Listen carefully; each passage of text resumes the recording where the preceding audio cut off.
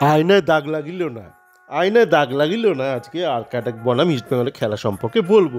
এখন খেলা সম্পর্কে কি বলবো, মানে ম্যাচের ডিটেল ফিটেল ব্যাপারে নিয়ে তো এখন দেখবেন চারিদিকে বসে গেছে, আলাপ আলোচনা হচ্ছে, বিভিন্ন ইউটিউবার করছে, সংবাদ মাধ্যম করছে, আমার নিজস্ব চ্যাট ফোনে কত লোকে কত ভালো ভালো কথা বলছে, আমি সেখান থেকে কিছু কিছু টুকে দেবো, কিছু কিছু কথা না টুকে দেবো। কিন্তু ওই কিছু মনের কথা বাড়তি বলবো, যে আয়নায়, মনের আয়নায় দাগ লাগিল না কেন বলছি, একটু বলার, একটু বলার চেষ্টা করি। মনের ব্যাপারটা বলি, বাকি খেলার ব্যাপারটা বুঝে নেবেন আপনারা।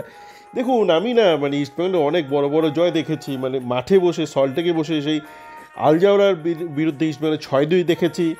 আবার সেই মোহনবাগান বলে যে একটা ক্লাব ছিল, মানে সুপার জায়েন্ট, মোহনবাগান, আদি মোহনবাগান, তারা বিরুদ্ধে যে ইস্টবেঙ্গল 4-1 জিতেছিল, সেটাও আমি মাঠে বসে দেখেছি। সেটা আবার আমি মোহনবাগান গ্যালারিতে বসে দেখেছিলাম, সে আলাদা একটা অনুভূতি।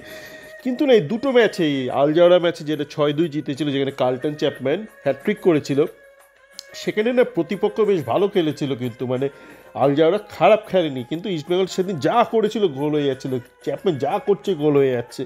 তেমনই সেই আদি মোহনবাগানের বিরুদ্ধে ম্যাচটা, তো মোহনবাগান কিন্তু যথেষ্ট ভালো খেলেছিল সেটা ডায়মন্ড সিস্টেমে, কিন্তু সেদিন ইস্টবেঙ্গল যা করছে গোল, যা করছে গোল হয়ে যায় একাত্তর দিন। কিন্তু আজকে যেটা দেখলাম মার্কা ডাক, মানে সত্যি বলছি, মানে দেখুন, আমরা খয়েরি চামড়া, তো একটু সাদা চামড়া দেখলে একটু তবু এটা ভক্তি শ্রদ্ধা হয়। সে যেখানকে মানে হলদে সাদা হোক বা লালটে সাদা হোক, হলদে সাদা বা লালটে সাদা, যেরকম সাদাই হোক, সাদা চামড়া, আমরা এত বছর বিড়ি কিসে পরাধীন ছিলাম, তো সাদা চামড়াদের নিয়ে একটা আলাদা ভক্তি শ্রদ্ধা আছে আমাদের। মানে যেটা সেন্ট্রাল এশিয়া হোক, আমরা ওয়েস্ট বলে চালিয়ে দিই, পশ্চিম বলে চালিয়ে দিই, পশ্চিমের দুনিয়া, পশ্চিমে যাই হোক, উত্তর পশ্চিম হলে পশ্চিম বলে দিই। তো আমি না কোনো দিন এরকম সাদা চামড়ার একটা দলকে, ভারতীয় কোনো দলের বিরুদ্ধে এরকম মানে ভয়ে কাঁপতে কাঁপতে মানে জড়সড় হয়ে ডিফেন্স করতে দেখিনি। মানে এই ডিফেন্সটা খুব সুন্দর করেছে, কিন্তু সেটা অনস্বীকার্য। মানে একসাথে মানে সবাই মিলে ডিফেন্ড করছে। আমি তো দেখছি বিষ্ণুকে যখন নামালো, দুজন মিলে বিষ্ণুকে ছেঁকে ধরেছে, যেটা আমি বলেছিলাম যে বিষ্ণুকে মাঠ করতে গেলে যেটা,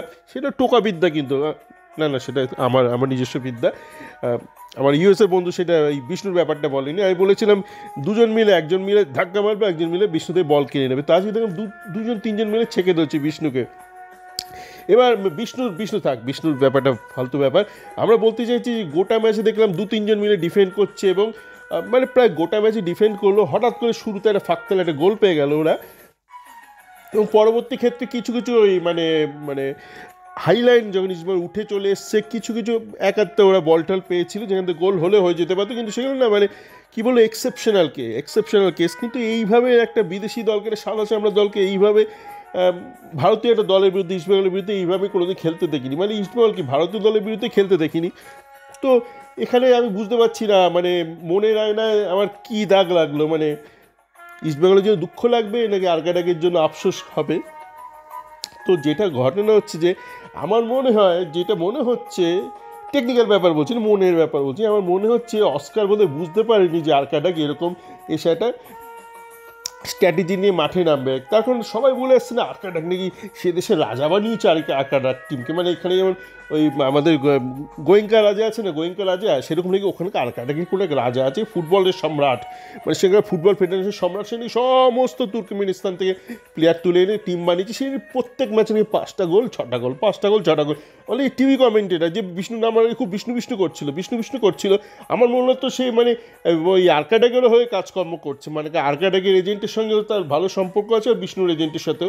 তো সে বলছিল আর্কাডাক প্রত্যেক ম্যাচে নামছে 5 গোল 6 গোল, 5 গোল 6 গোল, লাস্টে সেও বলছে যাই না, মানে আর্কাডাককে তো সেরকম লাগলো না। তো ব্যাপার হচ্ছে ওরকম আছে না, মানে অনেক পাড়ার স্কুল থেকে অনেক ফার্স্ট টাস্ট হয়ে গিয়ে তারপর বলে আমি ফার্স্ট, সারা জীবন সেকেন্ড হয়নি, ফার্স্ট হয়েছি। তো ওরকমই মানে আর্কাডাকে যেখান থেকে এসছে সেখানকার স্কুলে তারা ফার্স্ট বয়। তো আমার মনে হচ্ছে কোনো কারণে অস্কার প্রথমে একটু না বেশি ওদের সম্মান দিয়ে ফেলেছিল, আর ভেবেছিল যে ওরা হয়তো একদম অ্যাটাকিং করবে, তারপর ফাঁকতালে গোল করবে। এবার দেখুন, এই ধরনের যারা খুব কম্প্যাক্ট যখন ডিফেন্স করে, অর্গানাইজ ডিফেন্স করে, তাদের ব্রেক করার কিছু টেকনিক্যাল ব্যাপার আছে। আমি একটুখানি না হাওয়াবাজি করছিলাম, আমি ওই হাফ টাইমে বলে দিচ্ছিলাম একটুখানি ধৈর্য ধরতে হবে, কাম কম্পোজার, মানে একটু হাওয়াবাজি করছিলাম না, টেকনিক্যাল ব্যাপারটা বলছিলাম না। দেখুন, ধৈর্য তো ধরবেন, তারপর ধরে কি করবেন, কিছু তো করতে হবে। ধৈর্য ধরে কি করবেন সেটা আমি তখন বলিনি, কায়দা করে বলিনি, শুধু বলেছি ধৈর্য ধরো।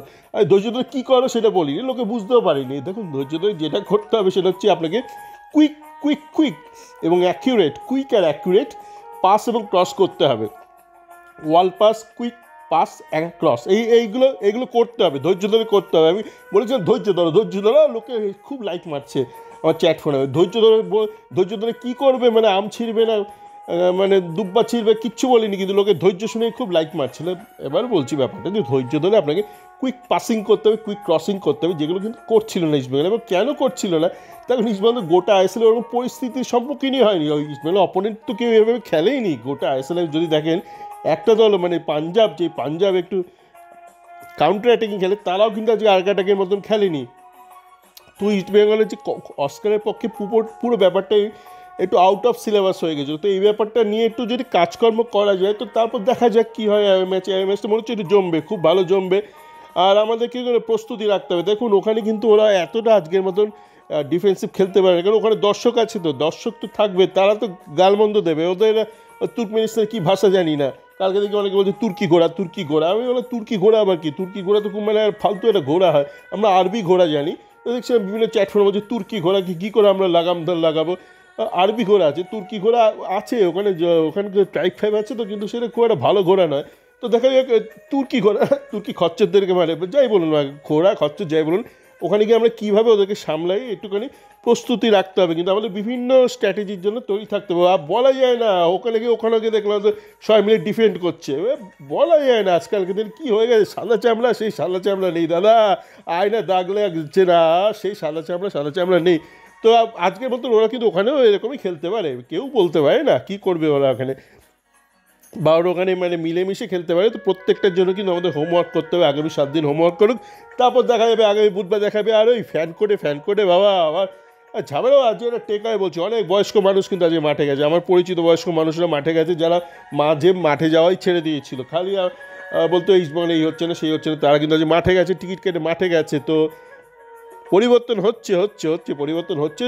আপনারা ধৈর্য ধরুন, কী ধরুন, কিচ্ছু ধরতে হবে না, আপনার দর্শক আপনারা শুধু ধৈর্য ধরে বসে থাকুন। ফুটবলাররা ধৈর্য ধরে কী করবে, তারা একটুখানি ঠিকঠাক পাস খেলবে। ভালো থাকবেন।